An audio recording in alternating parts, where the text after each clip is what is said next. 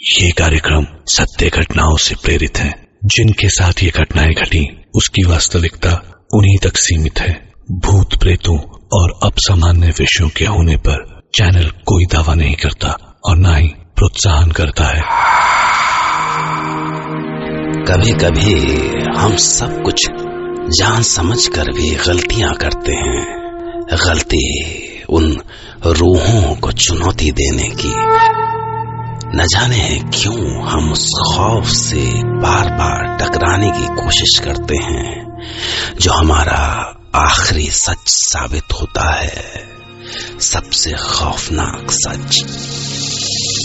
या कहीं हमारी जिंदगी उस सच और झूठ के बीच का गहरा अंधेरा तो नहीं है, मौत और जिंदगी के बीच का अंधेरा जिसे हम कभी स्वीकार नहीं कर पाते और जिससे गुजरकर रूहें खौफ की शक्ल अख्तियार कर लेती हैं।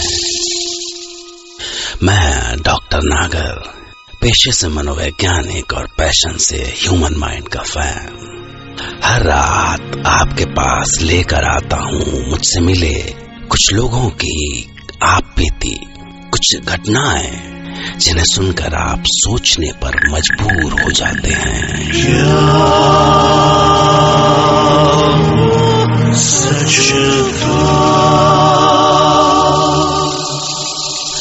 आज की कहानी मेरे एक पुराने दोस्त डॉक्टर गांगुली की आप बीती है।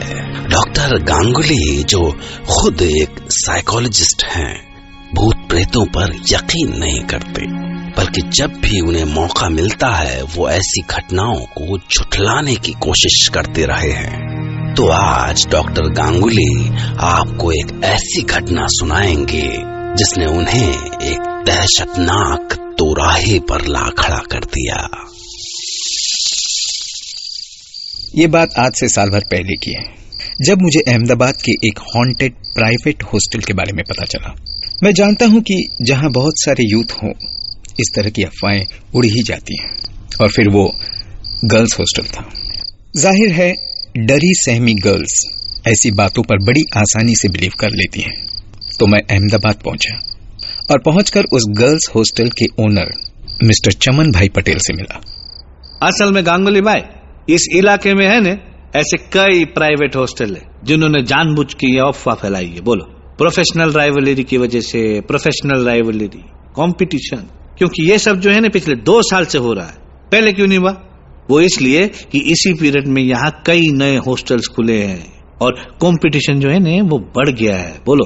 राइट मिस्टर पटेल, मुझे भी यही लगता है। पर इन लड़कियों का डर का क्या करें गांगुली भाई, वो तो इन घटनाओं को सच मानती है ना, और इस वजह से मेरा कितना लॉस हो रहा है माता रानी की कसम मैं ही जानता हूँ। आधी स्ट्रेंथ रह गई है लड़कियों की। तो मिस्टर पटेल, सबसे पहले मैं उन गर्ल्स से मिलना चाहता हूँ क्योंकि सारी प्रॉब्लम की जड़ उनकी दिमाग में है। बरोबर, तो चलिए। तो बस उसके बाद ओनर मुझे उन लड़कियों के पास लेके गए और मैंने उनसे बात शुरू की। ओके, तो भावना, आप बताएं उस दिन क्या हुआ था?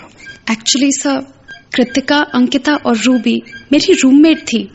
हम अपने अपने इंस्टीट्यूट और ऑफिस जाने के लिए तैयार होने की जल्दी में थे, पर कृतिका ने काफी देर से बाथरूम ऑक्यूपाई कर रखा था। कृतिका, स्टूपिड, जल्दी कर, साल भर का आज ही नहाएगी क्या? निकल जल्दी। बड़ी देर हो गई थी सर, पर अंदर से कृतिका का कोई जवाब ही नहीं आ रहा था। मैंने बाथरूम के दरवाजे पर कान लगाया तो शावर चल रहा था। मैं चिल्लाई, कृतिका खोल जल्दी यार, have you gone mad or what? मुझे ऑफिस जाना है, खोलो। You know what, just go to hell, मैं ऐसे ही चली जाती हूँ। और तभी अचानक अंदर बाथरूम से जोर से ब्लास्ट की आवाज आई। हम सब डर गए थे सर कि पता नहीं अचानक ये क्या हो गया। हमने जोर जोर से डोर पीटना शुरू किया। कृतिका, कृतिका क्या हुआ? तू ठीक तो है ना? कृतिका दरवाजा खोलो, कृतिका दरवाजा खोल, कृतिका। धमाका सुन के पटेल सर और हॉस्टल का सारा स्टाफ आ गया था। हम अभी भी दरवाजा पीट रहे थे। खोल दरवाजा कृतिका, तुझे कुछ हुआ तो नहीं है ना? कृतिका दरवाजा खोलो, कृतिका तुम ठीक तो हो? कृतिका, अभी क्या? कृतिका, ये दरवाजा खोल ले। अचानक हमें एक अजीब सी आवाज सुनाई दी। पता नहीं क्या था वो। हम सब बहुत डर गए थे सर। और जब दरवाजा तोड़ा गया तो पूरे बाथरूम में धुआं ही धुआं भरा हुआ था।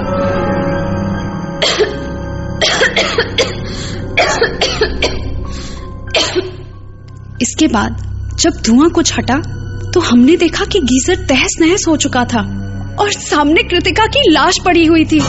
उसका फेस बुरी तरह से जला हुआ था सर। हे माता रानी, ये सब कैसे हुआ? अरे पुलिस को फोन करो ने पछी एम्बुलेंस को फोन करो जल्दी। हालांकि पटेल सर बोले कि गीजर के फटने से कृतिका की डेथ हुई है और शायद फेस बुरी तरह जल जाने के कारण वो कुछ बोल नहीं पा रही थी, पर डोर का सहारा लेकर खड़े होने की कोशिश कर रही थी। शायद इसलिए हमने वो नाखूनों के खुरचने की साउंड सुनाई दी, पर ऐसा उन्हें लगा होगा, हमें नहीं सर। अंदर जरूर कुछ था, शायद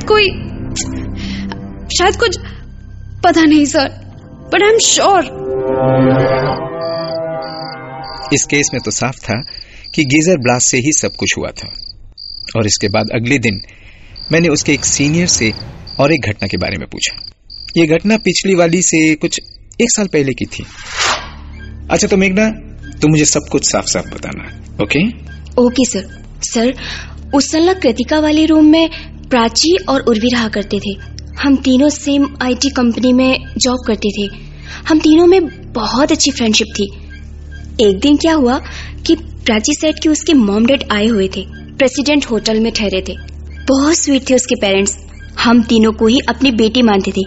पर प्रॉब्लम ये थी, यार मेरा जो नया बॉस है ना, बहुत ही बॉसी है। ही वॉन्ट अलाउ मी। तो उर्वी और प्राची को तो छुट्टी मिल गई और मैं रह गई। बस इधर मैं ऑफिस के लिए निकली और उधर वो प्रेसिडेंट होटल के लिए। पर शाम को वो जब लौट के आए, काफी लेट आई थी, तो उन्होंने अपना सारा एक्सपीरियंस सुनाया कि उन्होंने क्या खाया, वहाँ कितनी मस्ती की।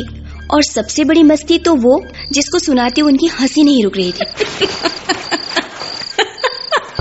शोर नहीं, चुपचाप सो जा। चुपचाप सो जाओ, नहीं तो सुबह कंप्लेन करेगी। बस हम जाकर अपने अपने बेड पर सो गए। इसके बाद सवेरे मेरी नींद कुछ देर से खुली। फिर मैंने देखा कि वो दोनों अभी तक सोई हैं। मैं उठ के उनके बेड की ओर गई। अरे तुम दोनों तो अभी तक सो रही हो। ए उर्वी, प्राची, चलो उठो, इट्स टू लेट यार। पर तभी मेरी नजर उनके चेहरों पर गई।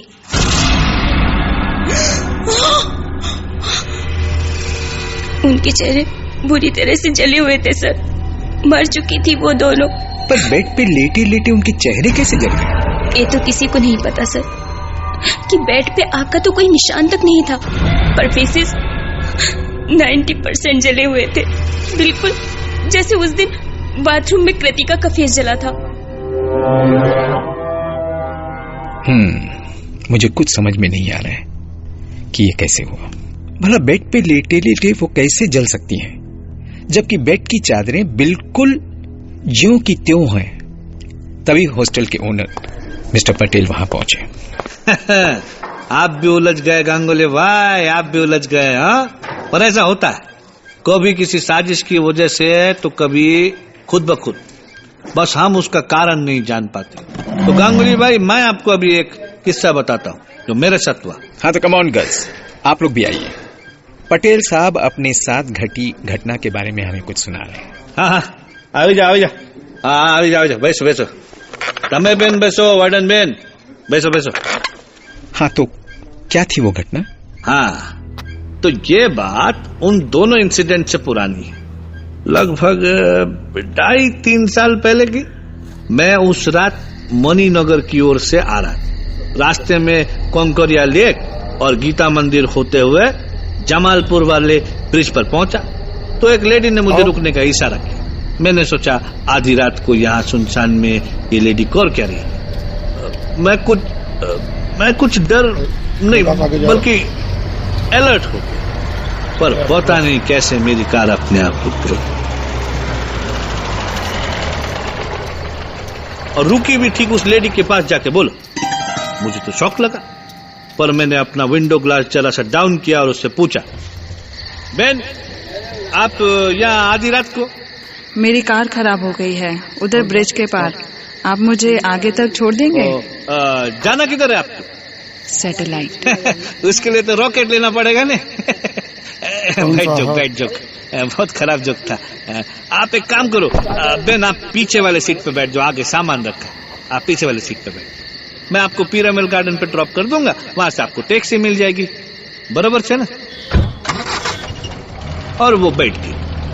मैं आराम से ड्राइव कर रहा था, अचानक मेरी नजर रेयर व्यू मिरर पे पड़ी तो मेरे को शौक लगा। बोलो, क्योंकि मिरर पे मैंने देखा कि पीछे वाली सीट पे तो कोई बैठा ही नहीं है। बोलो, और मेरे को तो ऐसा शौक लगा कि गाड़ी सड़क से उतरती उतरती बची। बोलो रियली सर? तो फिर पर जब मैं हॉस्टल पहुंचा, कार से उतरा तो अचानक बैक डोर अपने आप खुला और बंद भी, जैसे कार से कोई बाहर निकला।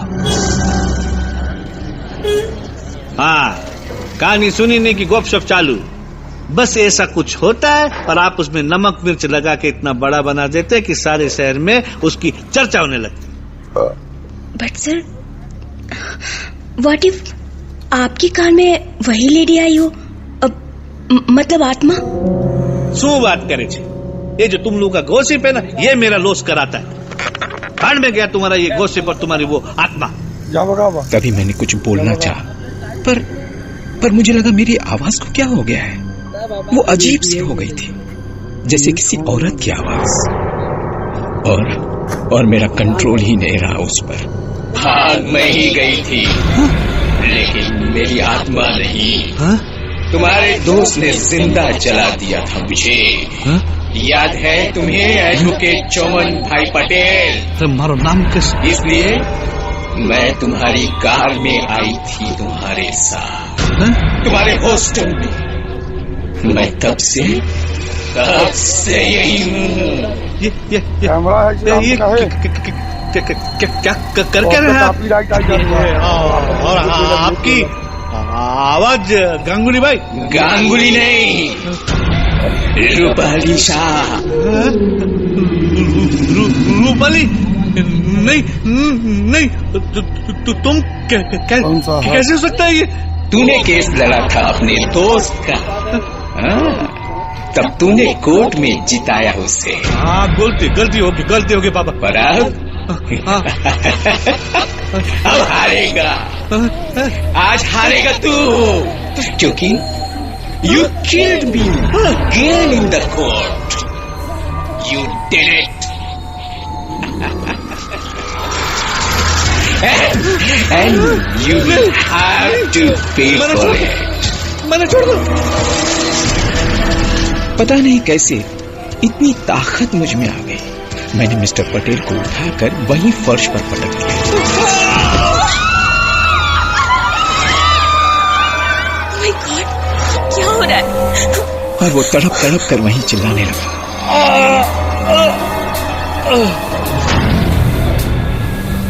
और उसके हाथ उसके चेहरे पर थे, और कुछ ही देर में जब उसकी चीखें बंद हुई तो वो मर चुका था, और तभी उसके हाथ अपने उसके चेहरे से अलग हो गए। और मैंने देखा कि मिस्टर पटेल का चेहरा बुरी तरह से जल चुका था, शायद ठीक उसी तरह जैसा कि कृतिका, प्राची, उर्वी, इन तीनों का जला था। सवाल है कि अगर ये सारी घटनाएं समझने में डॉक्टर गांगुली से चूक हुई तो उन सारी डेड बॉडीज के चेहरे जले हुए क्यों थे? आखिर क्या वजह थी उसकी? बाद में लड़कियों ने डॉक्टर गांगुली को बताया कि मिस्टर पटेल अपना हॉस्टल बिजनेस शुरू करने से पहले लॉयर हुआ करते थे, और शायद तभी उन्होंने अपने दोस्त जतिन शाह को बचाने के लिए उनकी वाइफ रूपाली शाह की डेथ को सुसाइड साबित कर दिया। पर सबसे बड़ा सवाल तो ये है कि मैं आज भी कभी कभी डॉक्टर गांगुली से मिलने उनके घर जाया करता हूँ, और कभी कभी वो लेडीज कपड़ों में होते हैं। क्यों? सोचिए, क्योंकि कल रात मैं आपसे फिर मिलूंगा एक नई कहानी के साथ। जिसे सुनने के बाद डॉक्टर गांगुली की तरह आप भी कह पड़ेंगे,